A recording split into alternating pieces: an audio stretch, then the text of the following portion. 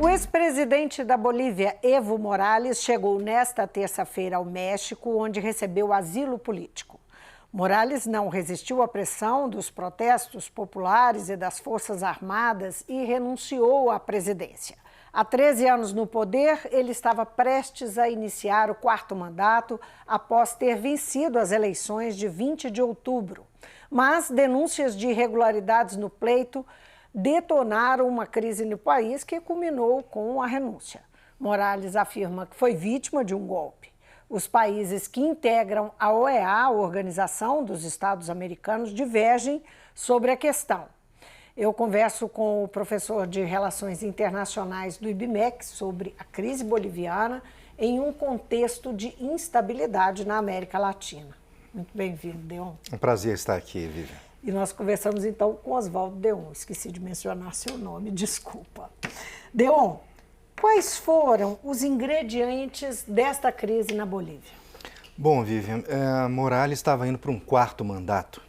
Tinha feito um plebiscito, fez uma alteração na Constituição para que ele pudesse se reeleger. Posteriormente também houve uma mudança da própria denominação do Estado boliviano para Estado plurinacional da Bolívia. Isso, na cabeça de Morales, significou uma espécie de mudança do próprio Estado que ele era governante, para que ele pudesse ter do TSE, de lá, do TSE boliviano, a possibilidade de poder chegar até um quarto mandato.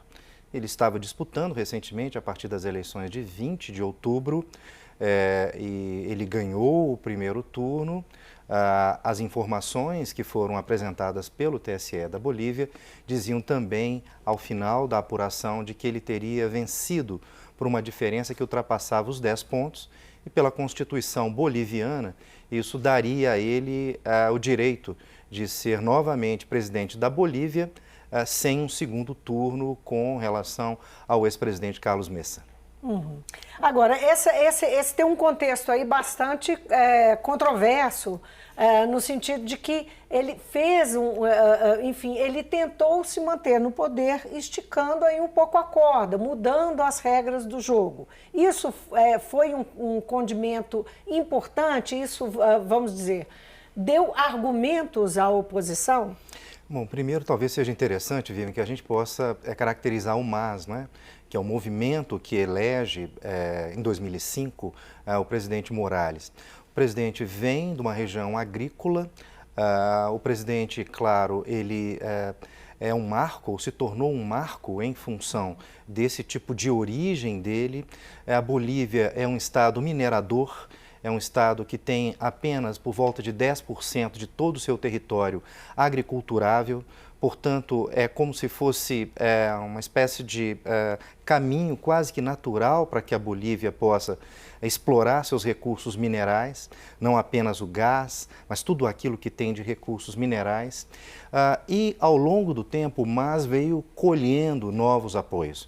Ele veio colhendo apoios dos mineiros, né, daqueles que atuam nessa indústria.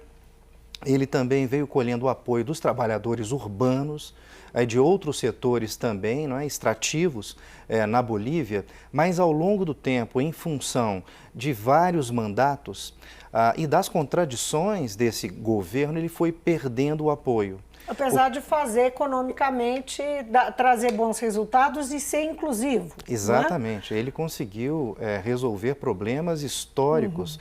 É bom que a gente possa lembrar que a Bolívia é um estado bastante instável do ponto de vista democrático. Mais de 100 golpes, se nós formos contar aí, né, toda a instabilidade desde o início com Bolívar, a gente vai observar de que a Bolívia passou por uma série de regimes políticos. Então, esse período dele, 13, 14 anos, é um período de maior estabilidade que a Bolívia já teve em toda a sua história. Mas ele perdeu apoios, mesmo tendo resolvido problemas cruciais, tanto do ponto de vista social quanto do ponto de vista econômico. A Bolívia é um dos estados que mais cresce na região já há bastante tempo, tem crescido a taxas de 4%, 5% ao ano, resolveu problemas seríssimos relacionados à pobreza e à desigualdade, da mesma forma também que houve uma maior proteção às crianças, à juventude, a questão do trabalho. A Bolívia tem uma taxa de desemprego que seria admirável em relação aos números brasileiros, não é? Por volta de 1/3 da taxa de desemprego que o Brasil tem, mas mesmo assim foi perdendo o apoio não apenas doméstico, mas também internacional. Bom, então, o episódio das eleições e da insistência também em se reeleger parece que realmente detonou, não é, essa crise que está acontecendo agora. E tem alguns personagens, eu queria que você falasse rapidamente deles, além do Evo Morales, como você descreveu, um representante indígena, o primeiro, num país que tem 60% da população indígena, não é? Eu queria que você falasse dos outros representantes, outros personagens importantes desse episódio, que são o Carlos Mesa, que era o adversário, e o Luiz Fernando Camacho. Tá. Tem um ponto, Vivian, que eu acho muito importante que a gente possa destacar.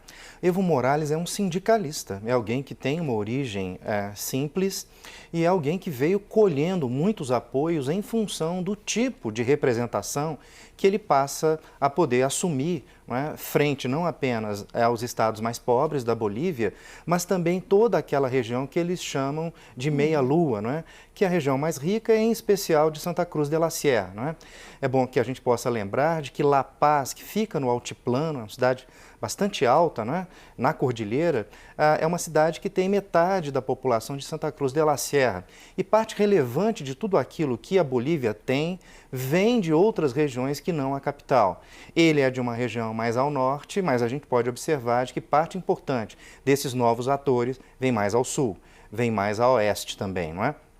E isso é algo que chama bastante atenção. Tem origens diferentes, exatamente, inclusive sociais. Exatamente.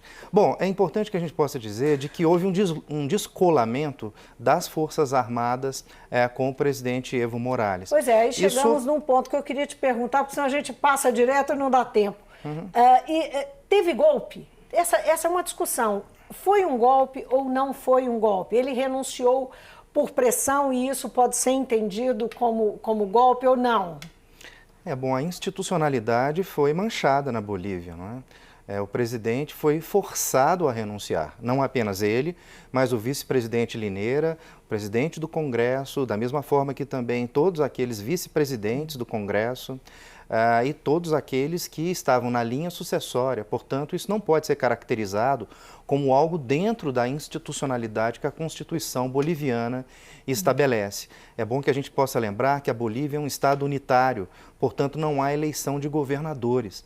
O presidente da República, ele nomeia os governadores de departamento, ele nomeia aqueles que vão agir em nome da presidência da República em cada região do Estado plurinacional da Bolívia. Ele é plurinacional do ponto de vista étnico, racial, do ponto de vista da integração indígena, mas ele, do ponto de vista da organização do Estado, é um Estado unitário.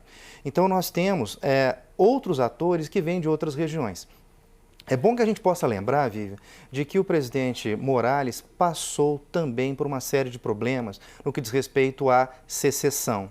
Vários daqueles líderes locais, porque a ideia de Morales é de que com o Estado unitário era preciso fazer uma perspectiva democrática participativa. Essa era a proposta dele. Então ele incluiria centros cívicos locais, que são instâncias de participação, onde há empresários, onde há comerciantes, onde há representantes do povo, e num deles, que é em Santa Cruz, não é, que é dos estados, como eu tinha falado, não é, da meia-lua, é que nós temos esse personagem recente, que foi eleito, que é o Camacho, Luiz Fernando Camacho, que foi eleito apenas em fevereiro para ser presidente do Centro Cívico, disputou eleições no Centro Cívico de Santa Cruz e foi eleito para que ele pudesse, então, representar parte da sociedade daquela região da Bolívia. E, imediatamente, ele se tornou alguém muito agressivo, né, com uma retórica cristã, evangélica, no intuito de poder recuperar aspectos divinos daquilo que, em tese, teria sido perdido ao longo da história com o representante cocaleiro, como era o caso do Evo Morales. É uma ultradireita com um viés religioso. Sim, curiosamente ele foi recebido pelo chanceler brasileiro Ernesto Araújo em maio. Curiosamente, porque afinal de contas ele era alguém bastante distante de ser um quadro de destaque, nunca tinha sido político, e ele foi recebido no Itamaraty. Isso significa afinidades? Pode ser, Vivian, que seja mais do que isso. O embaixador da Bolívia no Brasil disse que há elementos que possam comprovar de que isso passa pelo Brasil, de que essa instabilidade na região tem no Itamaraty, que haveria um papel do Itamaraty no intuito de poder estar ajudando, ou eventualmente não criando embaraços para uma transição de poder na Bolívia. Mas, por enquanto, não há nada confirmado nesse sentido. Há suspeitas em relação a isso? É nesse Vários nível? áudios, Vivian, foram vazados a partir do dia 11. Muitos áudios estão na internet mostrando que há uma associação entre homens ligados a esses setores, tanto das forças de segurança quanto das forças armadas, ou ligados a Camacho, ou ligados eventualmente ao Itamaraty ou eventualmente ao Planalto. Agora, não se sabe exatamente se esses áudios são verdadeiros, sim, mas alguns deles mostram de que existe uma proximidade dos atores dentro da Bolívia com parte importante do establishment brasileiro. O que o Brasil ganharia com essa interferência? Bom, o que a gente pode observar, Vivi, é de que existe, em tese, uma distância dos Estados Unidos desses vários assuntos que aparecem no mês de outubro e no mês de novembro na América do Sul, em especial. Nós vimos, por exemplo, uma situação grave ocorrendo no Chile, talvez a mais grave que nós observamos nessa região, nesses últimos 2 meses, que está acontecendo ainda. Nós vimos também a situação no Equador. Nós vimos uma série de problemas ainda e continua na Venezuela, já foi motivo, inclusive, de outra conversa que nós tivemos aqui, e essas questões que têm aparecido na Bolívia. O que traria essa articulação? É claro que na América do Sul o papel protagônico é dos Estados Unidos, em primeiro lugar, e do Brasil. É muito difícil que nós possamos imaginar, para aqueles que são da área de relações internacionais ou da ciência política, de que tantas mudanças, de que tantas revoltas, de que tantos movimentos de rua, que milhões de pessoas tenham saído às ruas sem que o Itamaraty ou o Departamento de Estado dos Estados Unidos não tivessem conhecimento, porque é bom que nós possamos lembrar de que nós temos uma inteligência da mesma forma que os Estados Unidos também. E é claro de que a América do Sul importa muito para o Brasil, importa muito também para os Estados Unidos. Agora, é uma diplomacia subterrânea. Sim, é uma diplomacia que até o momento, por exemplo, nós não ouvimos o chefe do Departamento de Estado, Mike Pompeo, da mesma forma também que o Ernesto Araújo, chanceler brasileiro, falarem abertamente sobre essa situação e que nós não sabemos, porque está exatamente em transição. O presidente renunciou, mas nós não temos ainda um novo comando na Bolívia. Pensava-se que a segunda vice-presidente do Senado iria assumir, não assumiu, foi levada também à renúncia. É possível que nós tenhamos eleições, tomara que as eleições ocorram na Bolívia num curto espaço de tempo, mas nós não sabemos se o presidente Evo poderá participar, se o vice-presidente Garcia Linera poderá participar, se o que chegou ao final do primeiro turno em segundo lugar, né, que é o Carlos Mesa, se ele poderá participar, se outros atores, outros candidatos serão chamados, né, pelo Tribunal Superior Eleitoral. Houve também a renúncia da presidente do Tribunal Superior Eleitoral, havia ocorrido a renúncia, inclusive, ao vice-presidente Garcia Linera. Agora, tinha uma reunião prevista do Conselho Permanente da OEA. Dessa reunião pode sair uma sinalização de como a coisa vai andar, não só dentro da Bolívia, mas como esses personagens, né, o Brasil e os Estados Unidos, vão se posicionar e vão sinalizar em relação à Bolívia? Ficar mais clara essa sinalização? Curiosamente, o ex-secretário-geral da OEA, em Sousa, ele acaba de poder declarar de que ele acredita que houve um golpe na Bolívia. Porque eles estavam divididos internamente, exatamente. não é? Mas o atual secretário-geral, não é, se expressou, não é, através de uma série de notas de imprensa, dizendo de que a situação boliviana era gravíssima, de que existia uma série de dúvidas acerca da lisura do processo e de que isso deveria significar uma mudança na conduta, não só do Tribunal Superior Eleitoral, mas eventualmente até de uma nova eleição, tendo em vista supostas fraudes que poderiam ter acontecido. Eu li tanto as notas da OEA quanto também as notas dos especialistas. Isso é muito importante, porque nas notas dos especialistas não houve uma variação substancial no que diz respeito às informações daquilo que a apuração oficiosa, mas mesmo do Estado boliviano, anuncia no primeiro turno e daquilo que aparece, não é, 20 horas depois na informação oficial do TSE boliviano. Seria muito provável, em função da chegada de votos das regiões mais rurais, onde o MAS é mais forte, onde nós temos uma presença mais destacada dos líderes do MAS, de que houvesse a possibilidade que os 10 pontos pudessem ocorrer realmente e dar a vitória para o Evo Morales em primeiro turno.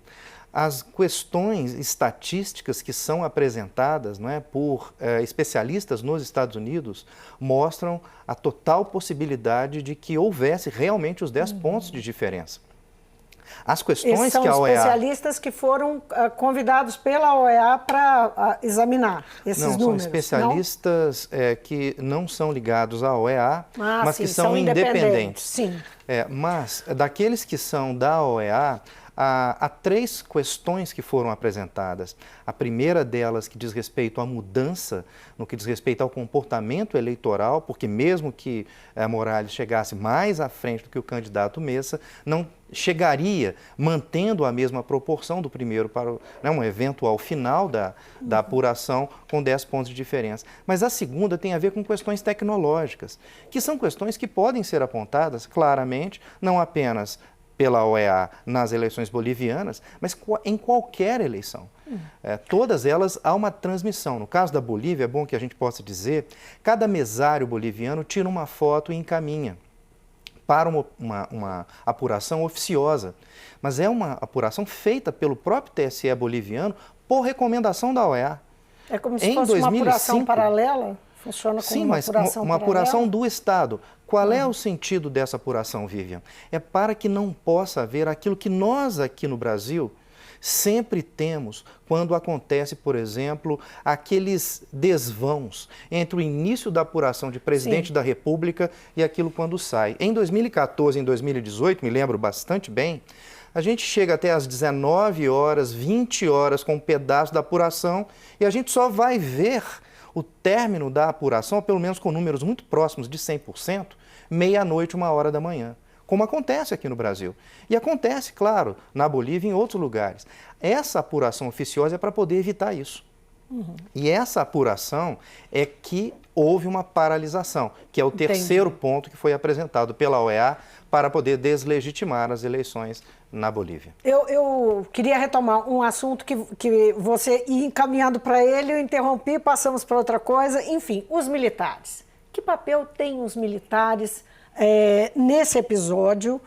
Porque, historicamente, os militares assumiram a tutela dos estados na América Latina, eles faziam um poder mediador, né, faziam um papel de poder mediador quando os civis não se entendiam. Isso se repetiu e nós tivemos diversos regimes ditatoriais em consequência disso.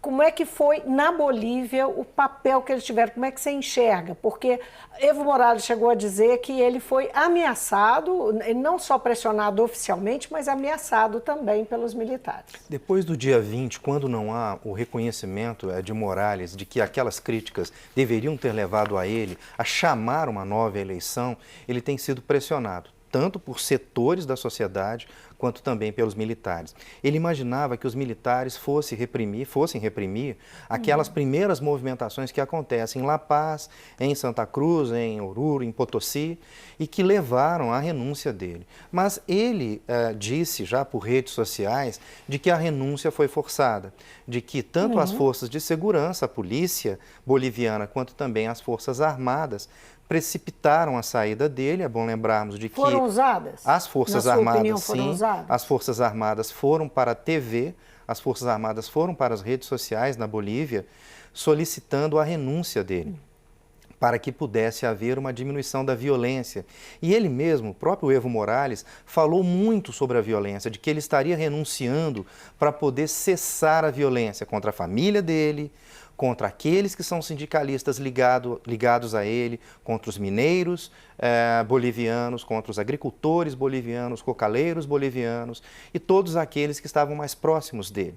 Mas é bom que a gente possa lembrar que também no Equador, os militares estiveram com Lenin Moreno para poder chamar o estado de exceção, para que pudesse haver, então, toque de recolher da mesma forma que no Chile.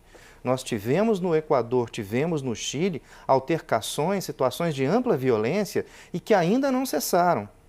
E é claro, as Forças Armadas sempre estiveram muito próximas do poder, quando não foram exatamente o poder. E talvez um dos problemas da esquerda, quando tenha chegado ao poder, ou parte da esquerda que chegou ao poder, foi de ficar distante demais ou eventualmente imaginando de que as Forças Armadas também não se organizam politicamente. Oswaldo, muitíssimo obrigada pela sua presença. Infelizmente, o nosso tempo acabou, mas vamos aqui continuar aguardando os acontecimentos, porque muita coisa ainda tem para acontecer. Evo Morales já está no México, mas a Bolívia está acéfala, enfim, há uma tensão muito grande e a América Latina toda muito instável. Então, é aguardar, não é? Tomara que seja baseado em democracia e eleições. Eu conversei com o cientista político Oswaldo Deon, professor de Relações Internacionais do IBMEC. Nosso assunto aqui, então, a crise na Bolívia. O Mundo Político fica por aqui. Se você quiser rever a entrevista, é só acessar nosso site ou YouTube e para falar conosco, e-mail ou Twitter. Obrigada pela companhia e até a próxima.